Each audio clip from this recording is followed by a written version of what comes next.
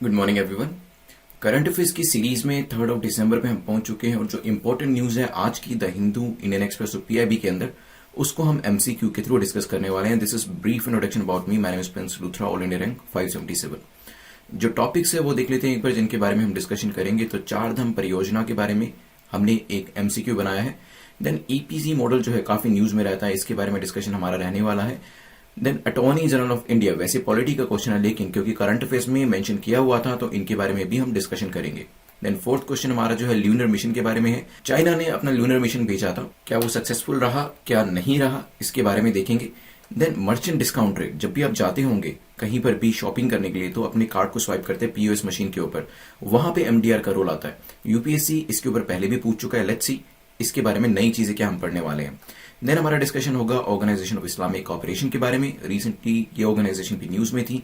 इसके बाद सरेनाम की लोकेशन के बारे में ज्योग्राफी रिलेटेड क्वेश्चन है, ये देखेंगे।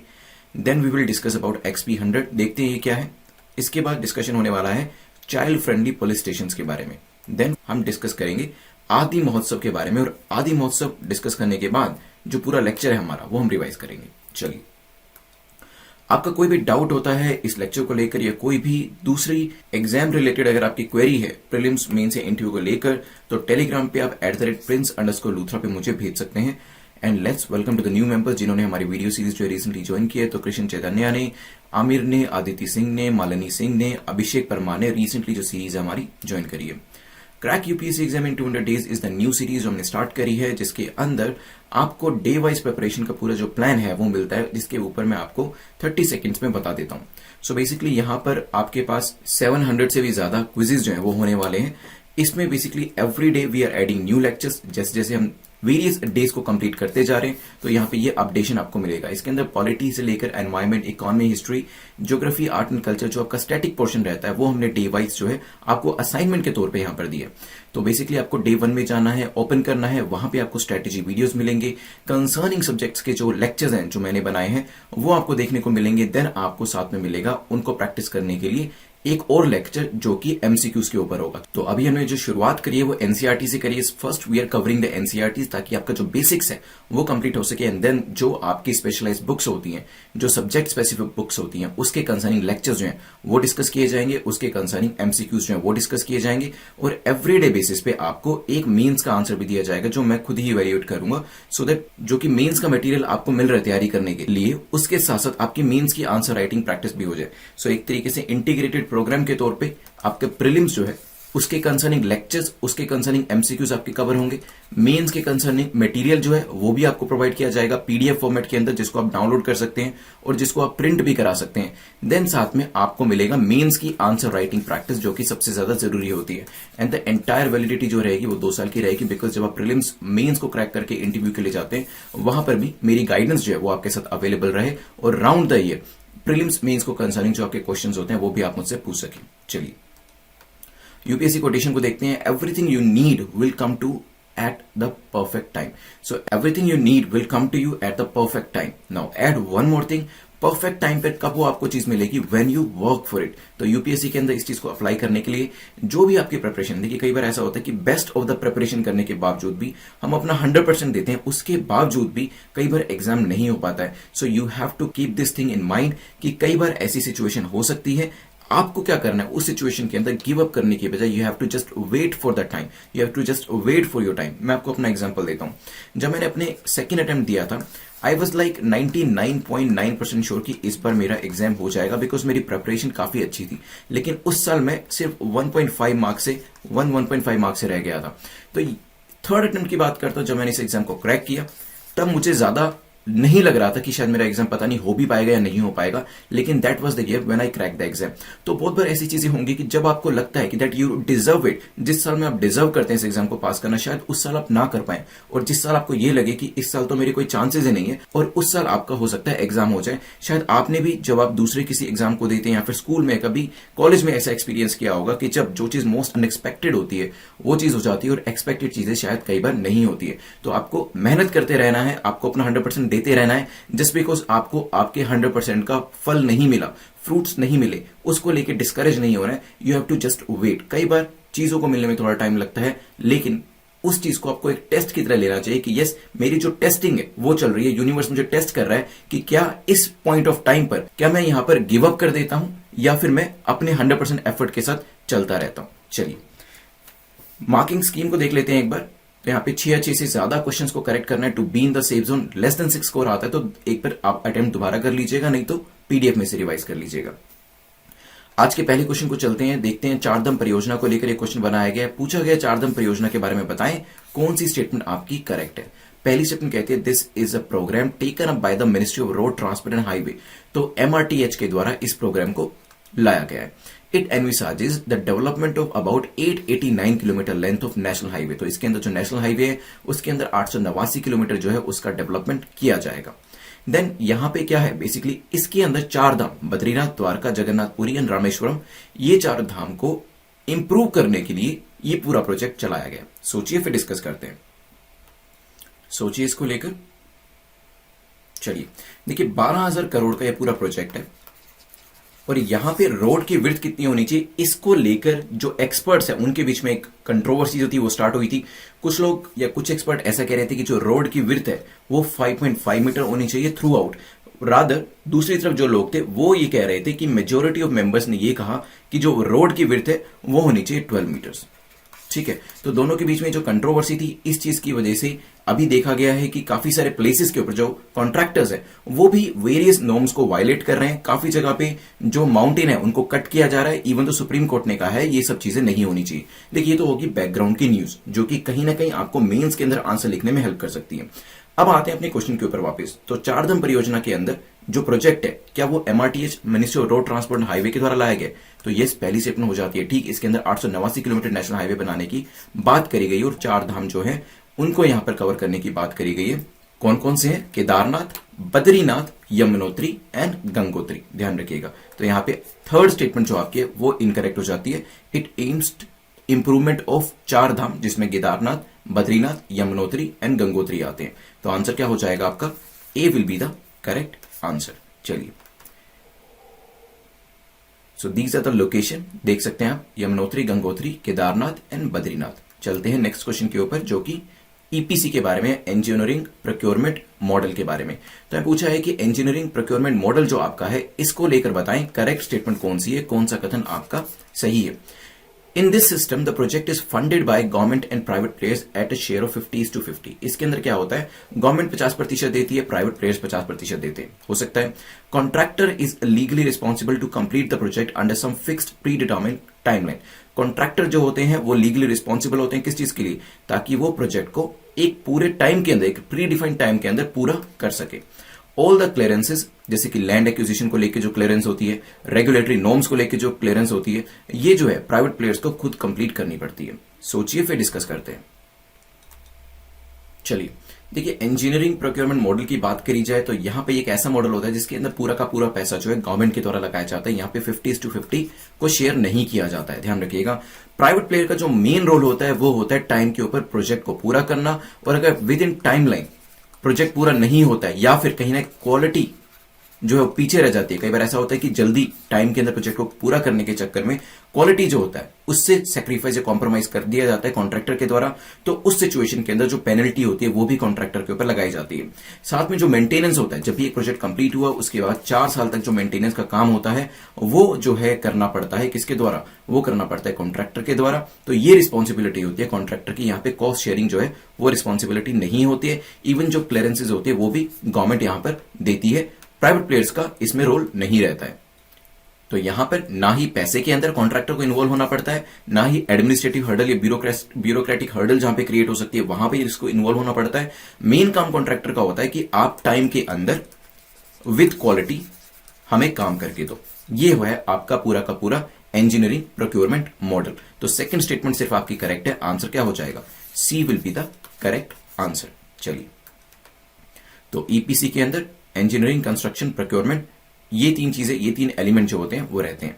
चलते हैं नेक्स्ट क्वेश्चन के ऊपर, विच इज क्वेश्चन नंबर 3 जो कि अटॉर्नी जनरल को लेकर है। पूछा गया अटॉर्नी जनरल ऑफ इंडिया के बारे में बताएं, इनकी जो फंक्शंस एंड ड्यूटीज है उसको लेकर 3 स्टेटमेंट दिए, बताएं कौन सी करेक्ट है। पहली स्टेटमेंट कहती है he is necessary for advising the government of India on legal matters referred. तो लीगल मैटर्स के अंदर जो अटॉर्नी जनरल ऑफ इंडिया होते हैं उनके लिए नेसेसरी होता है कि वो गवर्नमेंट ऑफ इंडिया को एडवाइस करें। He has the right to participate in proceeding of the parliament and to vote in it. उनके पास राइट होता है कि वो चाहें तो पार्लियामेंट की प्रोसीडिंग्स के अंदर पार्टिसिपेट भी कर सकते हैं और चाहें तो उसके अंदर वोट भी कर सकते हैं।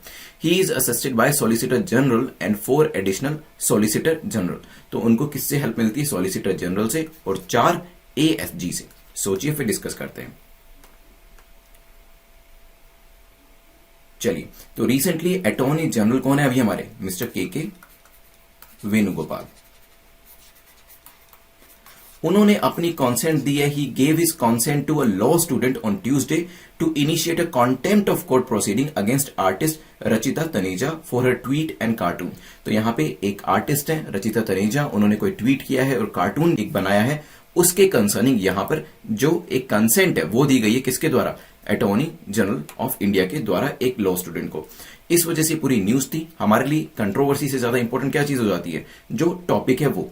एजीआई की बात करी जाए तो AGI has the right to audience in all the courts. तो वो किसी भी कोर्ट में जा सकते हैं as well as the right to participate in the parliament, और चाहे तो पार्लियामेंट की प्रोसीडिंग्स के अंदर भी यहां पर पार्टिसिपेट कर सकते हैं। लेकिन यहां पर उनको वोट देने का राइट नहीं होता है। इस वजह से सेकंड स्टेटमेंट आपकी इनकरेक्ट हो जाती है और ए और डी आपका एलिमिनेट हो जाता है।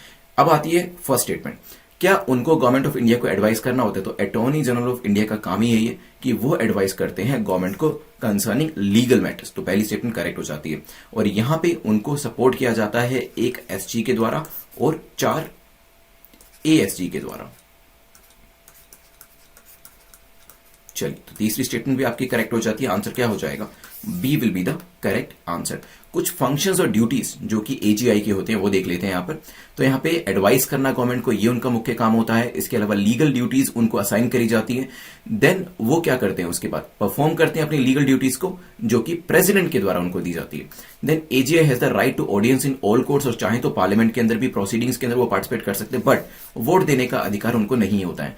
AGI that is attorney general of India appear करते हैं on behalf of the government in all the cases, चाहे वो किसी भी चीज से कंसर्निंग हो सुप्रीम कोर्ट के अंदर, क्योंकि गवर्नमेंट ऑफ इंडिया में कोई ना कोई रिप्रेजेंटेटिव तो चाहिए। फॉर एग्जांपल, अगर कोई आपका केस भी लड़ रहा है तो कोई ना कोई लॉयर जो है वो आपको रिप्रेजेंट करता है कोर्ट के अंदर। उसी तरीके से गवर्नमेंट ऑफ इंडिया को कौन रिप्रेजेंट करता है? Attorney general of India. Then they also represent government of India in any reference made by the president to supreme court under article 143 of the constitution. तो यहां पे जब भी कोई भी रेफरेंस दिया जाता है प्रेसिडेंट के द्वारा सुप्रीम कोर्ट के अंदर, तो वहां पर भी रिप्रेजेंटेशन किसके द्वारा दिया जाता है? अटॉर्नी जनरल के द्वारा। और सॉलिसिटर जनरल जो होते हैं उनके द्वारा उनको दी जाती है हेल्प एक तरीके से काम करने के अंदर। ध्यान रखिएगा इन सब पॉइंट्स के बारे में। चलते हैं नेक्स्ट क्वेश्चन के ऊपर। नेक्स्ट क्वेश्चन जो है पूछा है, which of the following country has successfully landed spacecraft to retrieve lunar surface sample. तो लूनर सरफेस से कुछ सैंपल्स लाने के लिए किस कंट्री का अभी एक स्पेसक्राफ्ट जो है वो लैंड कराया गया है? यूएई का, चाइना का, फ्रांस का, इंडिया का। अगर आप रेगुलर बेसिस पे करंट अफेयर्स कर रहे हैं, जब ये लूनर स्पेसक्राफ्ट जो था इसको लॉन्च किया जा रहा था, हमने तब भी एक एमसीक्यू बनाया था और तब भी मैंने आपको कहा था देखते हैं कि ये सक्सेसफुल रहता है या नहीं रहता है। लेकिन यहां पर ये जो मिशन है सक्सेसफुल हो गया है। किस कंट्री का मिशन है? सोचिए इसके बारे में। चलिए, तो यहां पे जो चाइनीज है उन्होंने सक्सेसफुली अपने स्पेसक्राफ्ट को लैंड करा दिया है। अभी 1 दिसंबर 2020 को ये जो हिस्टोरिक मिशन है ये कंप्लीट हुआ है। लूनर सरफेस से सैंपल जो है रिट्रीव यहां पर अभी करे जा रहे हैं। यहां पे चाइनीज मीडिया के द्वारा ऐसा रिपोर्ट किया गया। हमने, अगर आपको याद हो, क्वेश्चन बनाया था चैंग 5 प्रोब के बारे में। तो ये जो चैंग 5 प्रोब था किसका था? चाइना का। और यहाँ पे जो लूनर सरफेस से सैंपल लाने हैं ये कलेक्ट किए गए हैं। 2 kg ऑफ सरफेस मटेरियल जो है उसे, जिसे पहले कभी भी एक्सप्लोर जो है नहीं किया गया था, वो मटेरियल जो है वो वापस अर्थ के ऊपर लाया जा रहा है। द ओरिजिनल मिशन जो था वो 2017 में प्लान किया गया था, बट तब एक इंजन फेलियर होने की वजह से इसे डिले कर दिया गया और अभी ये रिसेंटली सक्सेसफुल मिशन को कंप्लीट किया गया। चलिए, तो बेसिकली पूरा का पूरा मिशन जो है एक अर्थ और मून को समझने में हेल्प करेगा, बिकॉज काफी सारी जो रॉक्स हैं मून के ऊपर वो अर्थ के ऊपर जो रॉक्स हैं उनसे भी काफी ज्यादा पुरानी है। तो जब ये सैंपल्स वापस लाए जाएंगे उनके ऊपर स्टडी किया जाएगा। लेट्स सी कौन कौन सी चीजें देन बाहर निकल के आती हैं।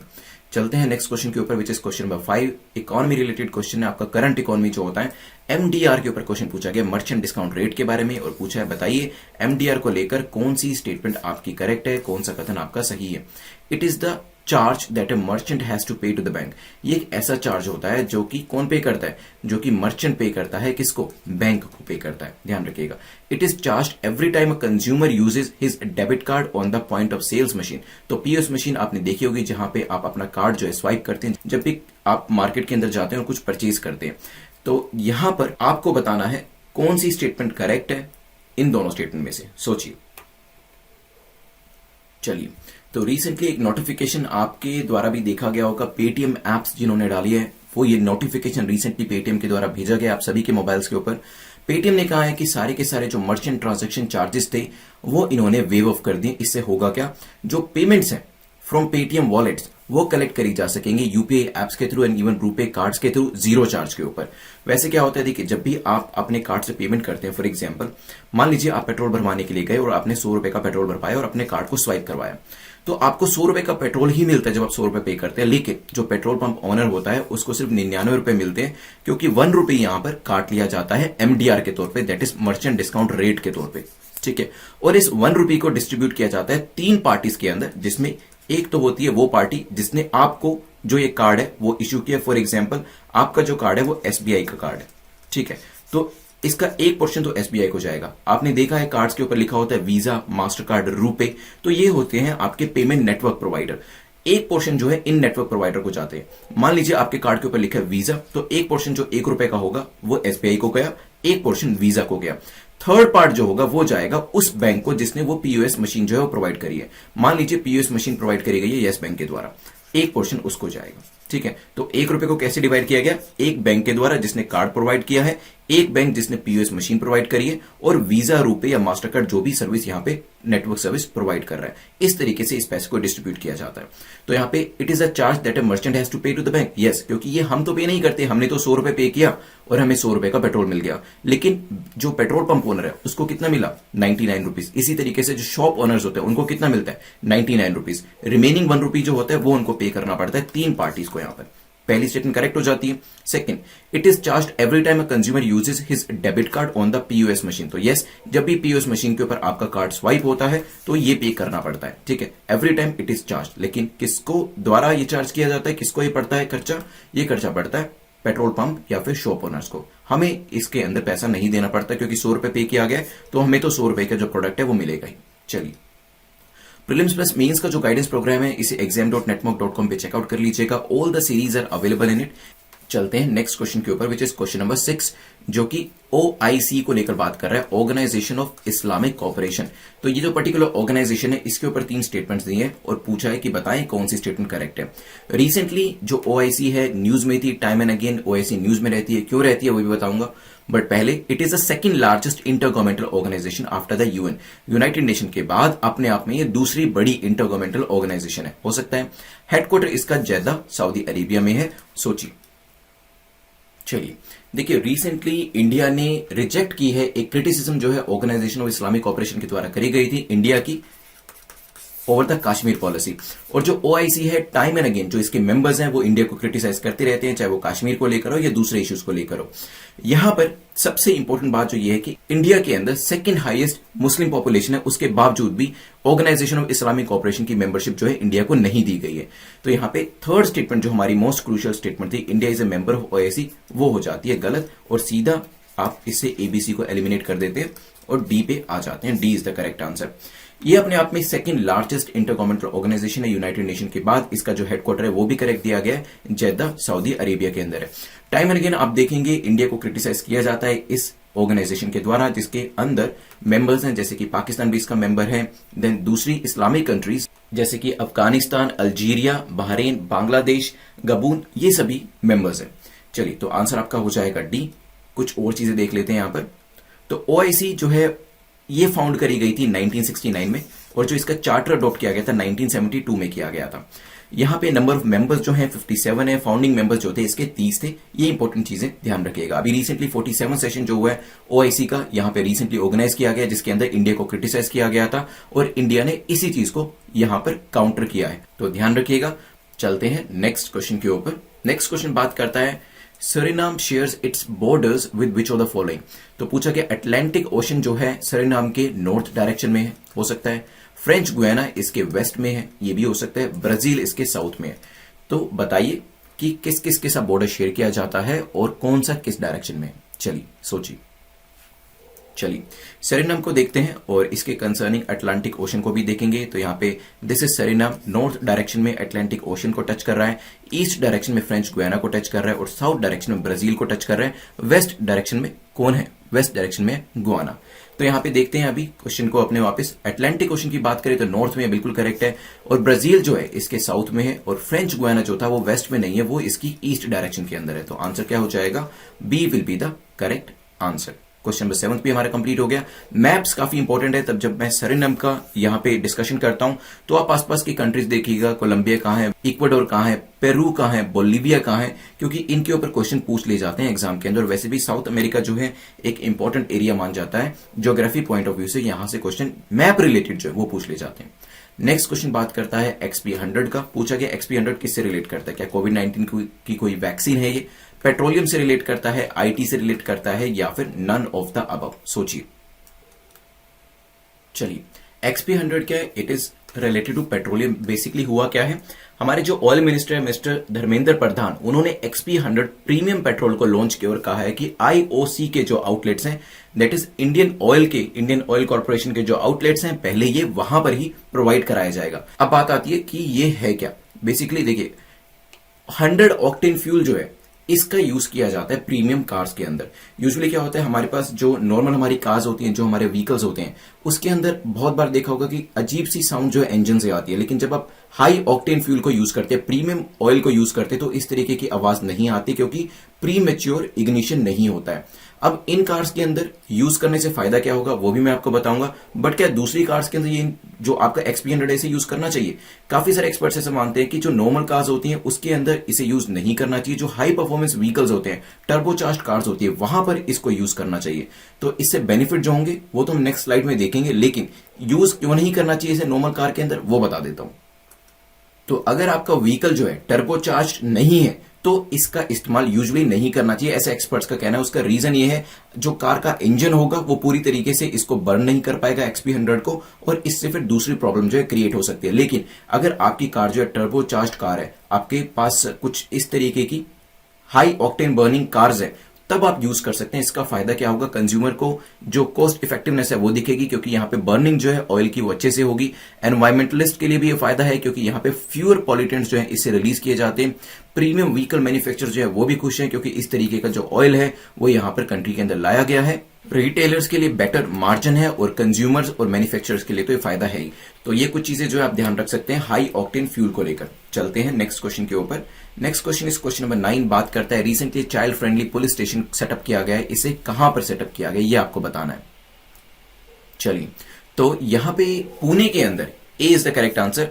एज पर NCPCR that is national commission for protection of child right के हिसाब से, उनकी गाइडलाइंस के हिसाब से ये एक चाइल्ड फ्रेंडली पुलिस स्टेशन जो है उसे स्टार्ट किया गया है। ध्यान रखिएगा एग्जाम में पूछा जा सकता है। आज के लास्ट क्वेश्चन पे चलते हैं, जो कि किसके बारे में, आदि महोत्सव को लेकर है। पूछा गया आदि महोत्सव को लेकर बताएं कौन सी स्टेटमेंट आपकी करेक्ट है, कौन सा कथन आपका सही है। It is a joint initiative by ministry of tribal affairs and khadi village industrial corporation.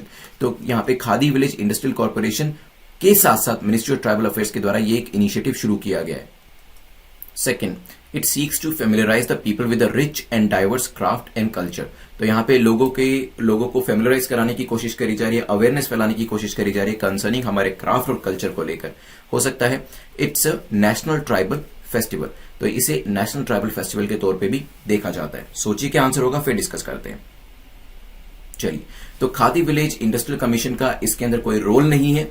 It is organised by ministry of tribal affairs और उसके साथ साथ ट्राइफेड। ट्राइफेड के बारे में मैं पहले भी आपको बता चुका हूं। जो भी मार्केटिंग करनी होती है ट्राइबल प्रोडक्ट्स की वो ट्राइफेड के द्वारा करी जाती है। जो भी वेरियस बड़ी बड़ी ऑर्गेनाइजेशंस के साथ टाई अप करना होता है वो भी ट्राइफेड के द्वारा किया जाता है। क्या इसमें लोगों को बताया जाएगा हमारे रिच कल्चर के बारे में, क्राफ्ट के बारे में? तो यस, सेकंड स्टेटमेंट थोड़ी सी कॉमन सेंसिकल स्टेटमेंट हो जाती है, करेक्ट हो जाता है। And it is a national tribal festival as well. तो तीसरी स्टेटमेंट भी हमारी करेक्ट है। आंसर हमारा हो जाएगा D. It's a national tribal festival and joint initiative किस किस का, ट्राइफेड का एंड ट्राइबल अफेयर मिनिस्ट्री का, ध्यान रखिएगा। 2017 से इसे कमेंस किया गया और हर साल इसे सेलिब्रेट किया जाता है, जैसे कि अभी रिसेंटली किया गया, वर्चुअल एडिशन किया गया इस बार क्योंकि कोविड-19 है, इस वजह से मध्य प्रदेश के अंदर ऑनलाइन इसे लॉन्च किया गया। अगर एमपी पीसीएस का एग्जाम या दूसरे पीसीएस के एग्जाम की तैयारी कर रहे हैं तो पूछा जा सकता है कि किस स्टेट के अंदर आदि महोत्सव वर्चुअल एडिशन जो है वो किया गया। सो आंसर वहां पे क्या होगा, मध्य प्रदेश होगा। चलिए यहां पे आंसर हो जाएगा हमारा डी। चलते हैं रिवीजन की तरफ।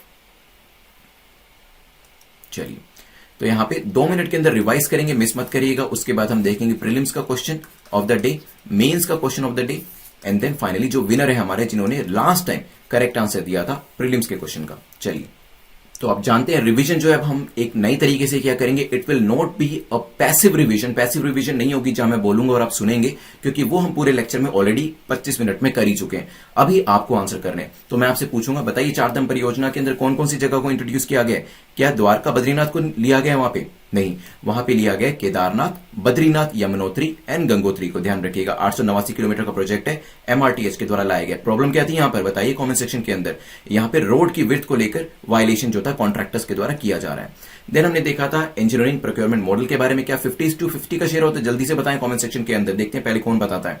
नहीं, इसमें पूरा का पूरा जो प्रोजेक्ट होता है गवर्नमेंट फंडेड होता है, जो यहां पे क्लियरेंसेज होती है गवर्नमेंट के द्वारा ली जाती है। मेन काम जो होता है कॉन्ट्रैक्टर का वो क्या होता है, मेन काम कॉन्ट्रैक्टर का होता है क्वालिटी मटेरियल प्रोवाइड करना, क्वालिटी एस्टैब्लिशमेंट प्रोवाइड करना, कंस्ट्रक्शन प्रोवाइड करना, वो भी within the time. Then next question number 3 के अंदर हमारा डिस्कशन हुआ था अटॉर्नी जनरल ऑफ इंडिया के बारे में। बताइए कितने एसोसिएटेड सॉलिसिटर जनरल होते हैं? 1 2 3 4 सॉलिसिटर जनरल एक ही होते हैं। आपके एएसजी एडिशनल सॉलिसिटर जनरल वो 4 होते हैं, ध्यान रखिएगा। तो यहां पे ये जो है एडवाइस देते हैं गवर्नमेंट ऑफ इंडिया को, प्रेसिडेंट के कहने पर भी लीगल एडवाइस यहां पर दी जाती है। देन अभी चैंग ए जो हमारा एक स्पेसक्राफ्ट था, किसके द्वारा लॉन्च किया गया था? किसके द्वारा, जल्दी से बताएं? चाइना के द्वारा। और यहां से जो ल्यूनर सरफेस है वहां से जो कुछ एलिमेंट्स है वो लाए गए हैं, उन पे स्टडी किया जाएगा और देन उसके बाद कुछ रिजल्ट्स जो है वो शो किए जाएंगे। Then we discussed about MDR. कौन किससे चार्ज किया जाता है? ये कंज्यूमर से या फिर प्रोड्यूसर से या फिर जो आपको सर्विस प्रोवाइड कर रहा है उससे? यस, यहाँ पे जो भी सर्विस आपको प्रोवाइड करता है उसके द्वारा मर्चेंट डिस्काउंट रेट जो है पे किया जाता है। किस किस के बीच में इसे डिस्ट्रीब्यूट किया जाता है, जल्दी बताएं? 2 बैंक्स थे। यस, एक पीओएस मशीन जो प्रोवाइड करता है बैंक, एक जो कार्ड प्रोवाइड करता है, और यहाँ पे जो नेटवर्क सर्विस होती है वो इसको शेयर करते हैं। देन क्वेश्चन नंबर 6 पे हमने देखा था ओआईसी के बारे में। क्या इंडिया इसका मेंबर है? जल्दी से बताएं कमेंट सेक्शन के अंदर। नहीं, इंडिया इसका मेंबर नहीं है, हेडक्वार्टर इसका जेद्दा सऊदी अरेबिया के अंदर है। चलिए नेक्स्ट क्वेश्चन में हमारा डिस्कशन क्वेश्चन नंबर 7 को लेकर हुआ था। लेट्स सी कौन इसका आंसर करता है। क्वेश्चन नंबर 7 में हमने पूछा था कौन सी स्टेटमेंट सही है? सरीनाम में बताएं फ्रेंच गुआना कौन सी डायरेक्शन में था? ईस्ट डायरेक्शन में था, ध्यान से यहां पर देख लीजिएगा। देन XP100 क्या था? जल्दी से बताएं किस चीज से रिलेट करता था? पेट्रोलियम से रिलेट करता था। High octane premium grade petrol है आपका, जो कि जिसकी बर्निंग कैपेसिटी वो काफी अच्छी है, और यहाँ पे जो आपकी सुपर कार्स होती हैं, टर्बोचार्ज इंजन होते हैं जिसके अंदर, वहां पर इसका इस्तेमाल किया जाता है। और जो बेनिफिट्स थे इसके मेंस की पर्सपेक्टिव से मैंने आपको बता दिए। कहां पे चाइल्ड फ्रेंडली पुलिस स्टेशन शुरू किया गया है? पुणे के अंदर। बताइए किसकी गाइडलाइंस को इसके अंदर फॉलो किया गया है? कमेंट सेक्शन में जल्दी से बताएं। मैंने आपको बताया था ये एक्सप्लेनेशन के अंदर NCPCR that is national commission for protection of child right की गाइडलाइंस को इसके अंदर फॉलो किया गया है।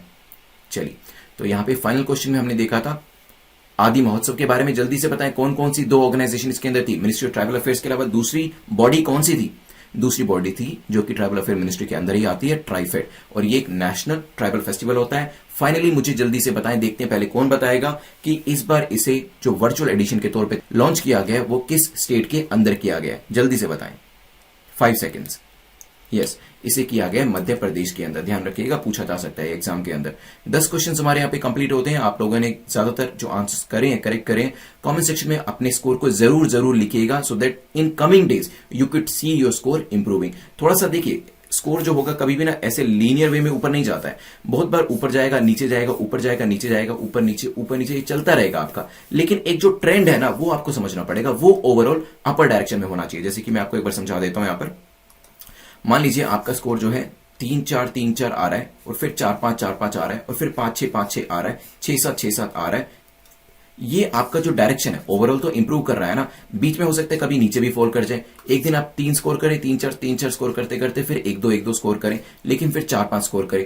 ओवरऑल जो डायरेक्शन है वो आपका अपर डायरेक्शन होना चाहिए, ये आपको इंश्योर करना है। तो यहाँ पे कॉमेंट सेक्शन में मार्क्स अपने जरूर लिखा करिए।